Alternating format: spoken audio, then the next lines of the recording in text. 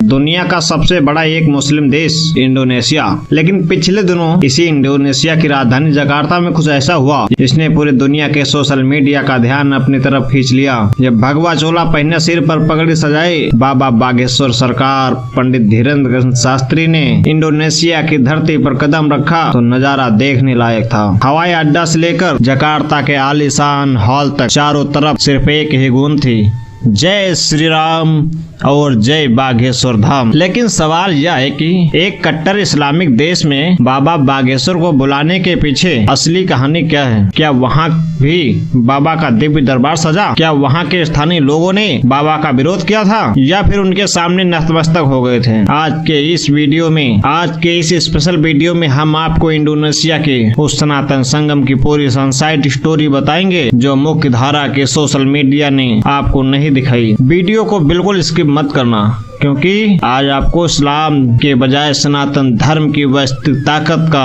एहसास होने वाला है। दोस्तों, इंडोनेशिया में बाबा बागेश्वर के दौरे को समझने से पहले आपको इंडोनेशिया का एक ऐसा सच जानना होगा जो हर हिंदू का सीना गर्व से चौड़ा कर देगा। भले ही आज इंडोनेशिया एक मुस्लिम देश है, लेकिन वहाँ की संस्कृति, वहाँ के रग रग में आज भी सनातन धर्म बसा हुआ है। क्या आप जानते हैं कि इंडोनेशिया की करेंसी यानी वहाँ के नोटों पर भगवान गणेश की तस्वीर छिपी हुई है? यह सुनकर आपको बड़ा अचंभव लग रहा होगा। वहाँ के नोटों पे भगवान गणेश की तस्वीर छपी है। क्या आप जानते हैं कि वहाँ का राष्ट्रीय एयरलाइंस का नाम गरुड़ इंडोनेशिया है, जो भगवान विष्णु के वाहन गरुड़ देव थे? इतना ही नहीं, इंडोनेशिया की मिलिट्री का इंटेलिजेंस मैस्काट हनुमान जी है और वहाँ की नेशनल यूनिवर्सिटी के लोगों पर माँ सरस्वती की तस्वीर लगी है। वहाँ के लोग कहते हैं, हमने अपना धर्म बदला है, अपने पूर्वज और संस्कृत नहीं। इसी ऐतिहासिक और सांस्कृतिक धरती पर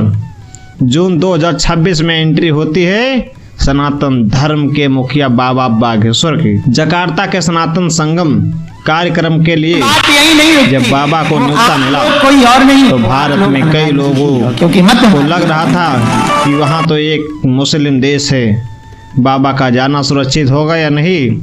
लेकिन जो हुआ उसने इतिहास रच दिया। 25 जून 2026 जकार्ता का अंतर्राष्ट्रीय हवाई अड्डा, जैसे पंडित धीरेन्द्र कृष्ण शास्त्री का फ्लाइट से बाहर आए, वहाँ का नज़ारा भारत से किसी बड़े तीर्थ जैसा हो गया।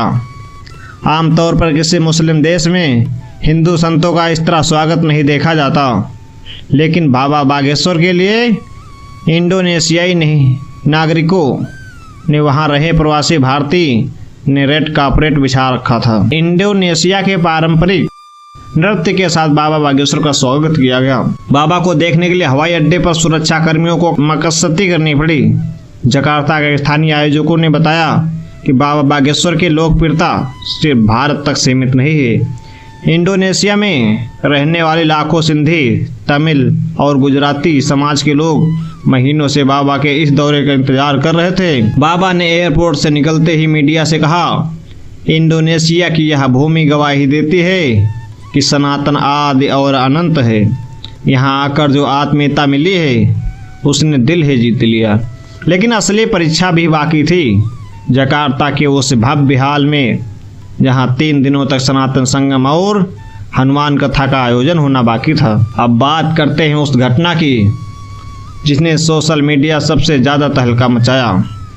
जकार्ता और ग्रेट वॉल रूम में जब बाबा बागेश्वर की हनुमान कथा शुरू हुई, हाल की क्षमता से वहां 2 गुने लोग पहुंचे। लोग कुर्सियों पे कम, जमीन पर ज़्यादा बैठे थे।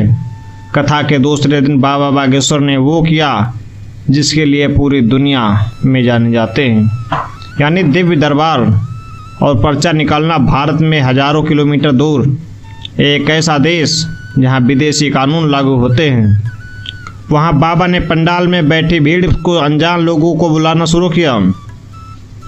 बाबा ने एक ऐसे प्रवासी भारतीय परिसर को मंच में बुलाया और उनके अतीत, उनकी बीमारी, उसकी परेशानियों को एक कागज़ पर पहले ही लिख दिया। जब उस व्यक्ति ने माइक पर रोते हुए कहा कि बाबा, जो आपने इस पर्चे पर लिखा है वो बात मेरे और मेरे भगवान के अलावा कोई नहीं जानता था, तो पूरा हाल बाबा बागेश्वर धाम कि जय के नारों के साथ गूंज उठा। बोल बाबा बागेश्वर की जय हो। सिर्फ भारतीय ही नहीं, वहाँ के कुछ स्थानीय इंडोनेशियाई मूल के लोग कौतूहलवश इस दरबार को देखने आए थे। जब उन्होंने देखा कि किसी पूर्व जानकारी के एक संत लोगों के मन की बात, उनकी परेशानियां लिख रहे हैं, तो विदेशी मीडिया और वहाँ के लोकल यूट्यूबर्स भी हैरान रह गए कि सोशल मीडिया पर यह वीडियो जकार्ता के बाबा का चमत्कार के नाम से तेजी से वायरल होने लगा। दोस्तों, जहां इतनी बड़ी कामयाबी और सनातन का प्रचार हो, वहां कुछ लोग उंगलियां ना उठाए, ऐसा हो ही नहीं सकता। इंटरनेट पर कुछ कट्टरपंथी ताकतों ने अफवाह उड़ाने की कोशिश की कि एक मुस्लिम देश में हिंदू राष्ट्र की बात करने वाले बाबा का विरोध हो रहा है। कुछ लोगों ने दावा किया जकार्ता की सड़कों पर बाबा के खिलाफ प्रदर्शन हो रहे हैं, लेकिन जब हमारी टीम ने इस दावे की पड़ताल की तो सच और ही कुछ निकला। इंडोनेशिया की सरकार ने, वहाँ के स्थानीय प्रशासन ने बाबा बागेश्वर के कार्यक्रम में पूरी सुरक्षा दी। इंडोनेशिया की संस्कृत धार्मिक और सहिष्णुता पर आधारित है, जिसे वहाँ पंचशील कहा जाता है, इसलिए वहाँ किसी भी प्रकार का कोई विरोध या दंगा नहीं हुआ था। हाँ, कुछ वामपंथी और विरोधी सोशल मीडिया के हैंडल से भारत में बैठकर झूठी अफवाहें जरूर फैलाई, लेकिन जकार्ता जमीनी हकीकत यह थी कि बाबा के कार्यक्रम में सुरक्षा व्यवस्था इतनी चाक चौबंद थी कि वहाँ का एक पत्ता भी नहीं हिल सकता था। बल्कि इंडोनेशिया के कुछ स्थानीय मुस्लिम गाइड और अधिकारी भी बाबा के विचारों, उनके कथा वाचन और शैली से बेहद प्रभावित हुए। बाबा बागेश्वर का यह 3 दिवसीय इंडोनेशिया में 27 जून 2026 तक समाप्त हुआ। लेकिन यह दौरा सिर्फ कथा नहीं थी, बल्कि दुनिया के नक्शे पर सनातन धर्म की एक सबसे बड़ी जीत थी। लंदन, दुबई, नेपाल और ऑस्ट्रेलिया के बाद इंडोनेशिया में बाबा का यह सफलता यह साबित करती थी कि बाबा बागेश्वर धाम के विचार अब ग्लोबल हो चुके हैं।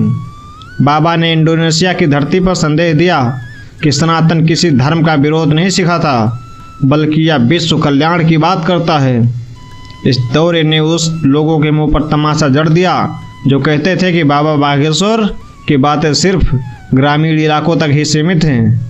आज जकार्ता के आलीशान और आधुनिक शहरों में भी हनुमान जी का डंका बज रहा है। तो भाइयों और बहनों, इंडोनेशिया में बाबा बागेश्वर के ऐतिहासिक स्वागत को देखकर क्या आपके दिल में भी गर्व से भरा होगा?